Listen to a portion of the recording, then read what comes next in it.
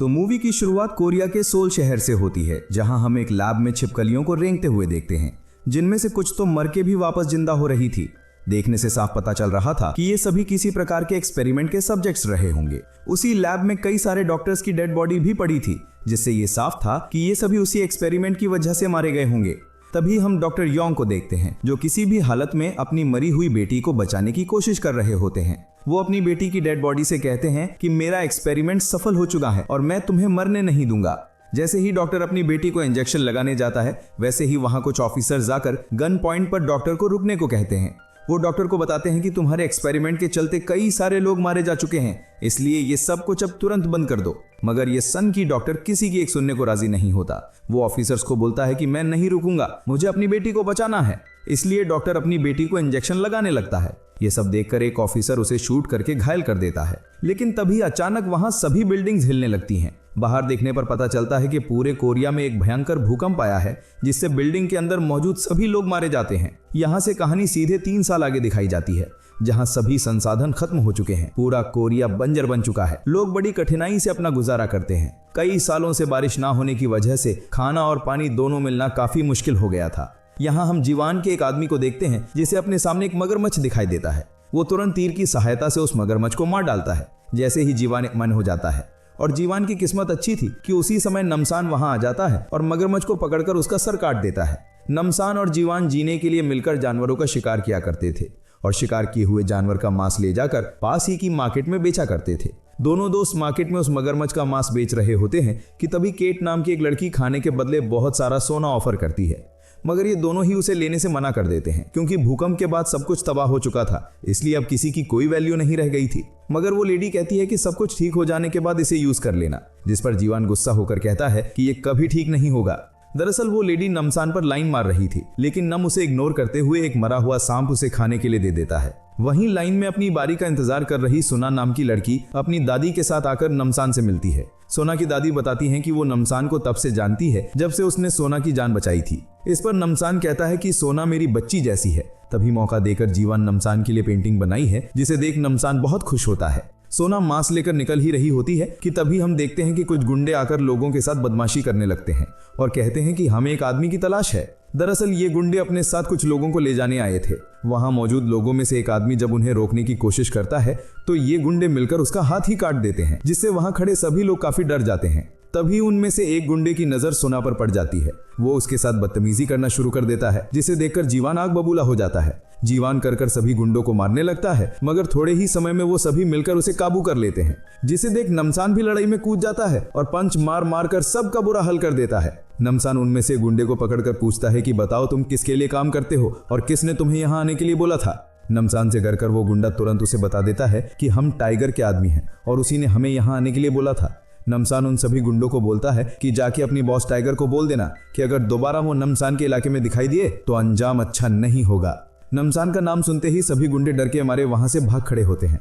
दरअसल नमसान बहुत ही famous fighter और हंटर हुआ करता था। उसकी मार से लोगों की हालत टाइट हो जाया करती थी। गुंडों के जाने के बाद जीवान और सोना उसे थैंक यू बोलकर अपने काम के लिए निकल जाते हैं। काम खत्म करके नमसान और जीवान जाकर देखते हैं कि यहाँ काफी भीड़ लगी हुई है। जीवान आगे जाकर पूछता है कि ये सब क्या है। तभी भीड़ में खड़ी सिया नाम की एक लेडी उसे बताती है कि हम लोग गवर्नमेंट की तरफ से आए हैं। हम पास में बने एक सरकारी अपार्टमेंट में 20 साल से कम उम्र के बच्चों को उनके पेरेंट्स के साथ फ्री एजुकेशन देते हैं, क्योंकि बच्चे ही कल का भविष्य है। साथ ही हम खाने के लिए खाना और साफ पानी भी इन बच्चों को मुहैया करवाते हैं, ताकि ये बच्चे एक बेहतर भविष्य बना सकें। इसीलिए इस मुहिम में सोना का सिलेक्शन हुआ है। नमसान उनसे पूछता है कि वहां गुंडों की कोई परेशानी तो नहीं है, जिस पर सिया उसे बताती है कि उसकी चिंता ना करें, हमारे पास उनसे लड़ने के लिए एक पूरी फौज है जो खतरनाक मिलिट्री ग्रेड लोगों से भरी हुई है। सिया की बात सुनकर सोना की दादी मान जाती हैं, क्योंकि सोना के बेहतर भविष्य के लिए यही सही है, इसलिए नमसान भी मान जाता है। जाने से पहले सोना जीवान को उसकी पेंटिंग देती है, जिसे देखकर वो काफी खुश हो जाता है। शाम को सोना, उसकी दादी, सिया और उसके साथी अपना सामान पैक करके अपार्टमेंट के लिए निकल जाते हैं। चलते हुए सफर के दौरान सोना की दोस्ती किम नाम की एक लड़की के साथ हो जाती है, मगर इतनी दूर पैदल चलने की वजह से सोना की दादी की हालत बिगड़ने लगती है। सिया सोना को बताती हैं कि हम तुम्हारी दादी और एक बूढ़े अंकल को यहीं पास में बने एक इमरजेंसी मेडिकल होम में पहुंचा देते हैं, वो कल आकर हमें ज्वाइन कर लेंगे। इस बात से सोना मान जाती है और एक बार फिर से वो लोग आगे बढ़ने लगते हैं। थोड़ी दूर चलते ही कुछ गाड़ियां उनका इंतजार कर रही थी, जिसे देख सोना को थोड़ा शक होता है कि अगर ये गाड़ियां इतनी ही पास थी तो उसकी दादी को अलग क्यों ले गए। इसके बारे में पूछने पर उसे कोई खास जवाब नहीं मिलता। इससे सोना का शक और मजबूत हो जाता है। दूसरी तरफ सोना और उसकी दादी के चले जाने की वजह से जीवान का भी मन नहीं लगता, इसलिए वो दोनों दोस्त हंटिंग के लिए बाहर निकल जाते हैं।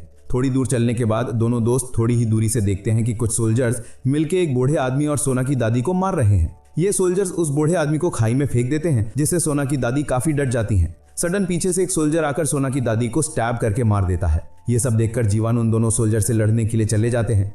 दोनों जाकर सोल्जर्स को बुरी तरह से मारते हैं। मारते मारते एक नमसान एक सोल्जर की जान ले लेता है, मगर वो सोल्जर दोबारा उठ खड़ा होता है। नमसान एक बार फिर से उसे मार देता है। तभी अचानक पीछे से ली नाम की लड़की आकर दोनों दोस्तों की मदद करती है। अगली सुबह दादी की बॉडी को एक जगह दफनाकर जीवानंद रो रहे थे। ली उन्हें बताती है कि ये सोल्जर्स तभी मारे जा सकते हैं जब इनका सर धड़ से अलग कर दिया जाए। आगे बताते हुए ली कहती है, यहाँ से थोड़ी दूरी पर एक अपार्टमेंट है जहाँ हमें कई सारे लोगों को बचाना है। इसके लिए मुझे तुम्हारी मदद चाहिए। दरअसल वो एक एयरफोर्स ऑफिसर थी। भूकंप से बचे हुए सर्वाइवर्स को ढूंढते हुए उन्हें एक अपार्टमेंट मिला था जो पूरी तरह से सुरक्षित था और वहाँ फ्रेश वाटर का काफी अच्छा सोर्स भी उपलब्ध था। हमने उसे लोगों के रहने के लायक बनाया। उसी समय वहाँ डॉक्टर यांग भी आए थे। भूकंप से बचे हुए वो एकमात्र डॉक्टर थे, इसलिए मुझे लगा कि ये हमारे बहुत काम आएंगे। मगर मुश्किल तब बढ़ने लगी जब डॉक्टर के द्वारा अपने एक्सपेरिमेंट के लिए ले जाए गए 20 साल से कम उम्र के बच्चों का कुछ अता पता नहीं चल रहा था। जब मैंने इसके बारे में डॉक्टर यांग से पूछा तो वहां तुरंत 2 सैनिकों ने आकर मुझे घेर लिया और तभी अचानक उनमें से एक सोल्जर ने दूसरे सोल्जर पर गोली चला दी, जिससे वो तुरंत वहीं मर गया। लेकिन थोड़ी ही देर में वो सोल्जर दोबारा उठ खड़ा हुआ। ये सब देखकर मैं काफी डर गई। तब डॉक्टर ने मुझे बताया कि मैंने इन्हें ऐसा इंजेक्शन दिया है जिससे ये अमर हो जाएंगे और यही आने वाले कल का भविष्य है। मैं एक एक करके सबको अमर बना दूंगा। मैं भी उस भूकंप में मरने वाला था, मगर इसी एक्सपेरिमेंट की बदौलत ही मैं आज जिंदा हूँ। ली बहुत बुरी तरह से डॉक्टर यांग पर गुस्सा हो जाती है और उसका कॉलर पकड़कर उससे पूछती है कि बताओ वो बच्चे कहाँ हैं।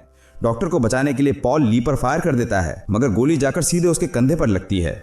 मौका पाकर ली खिड़की का शीशा तोड़कर वहां से भाग जाती है और जैसे तैसे अपनी जान बचा लेती है। इसलिए आगे की लड़ाई में मुझे तुम्हारी मदद चाहिए। नमसान उससे कहता है कि हम अकेले उनकी फौज से नहीं लड़ सकते, इसलिए हमें किसी और की भी मदद लेनी पड़ेगी।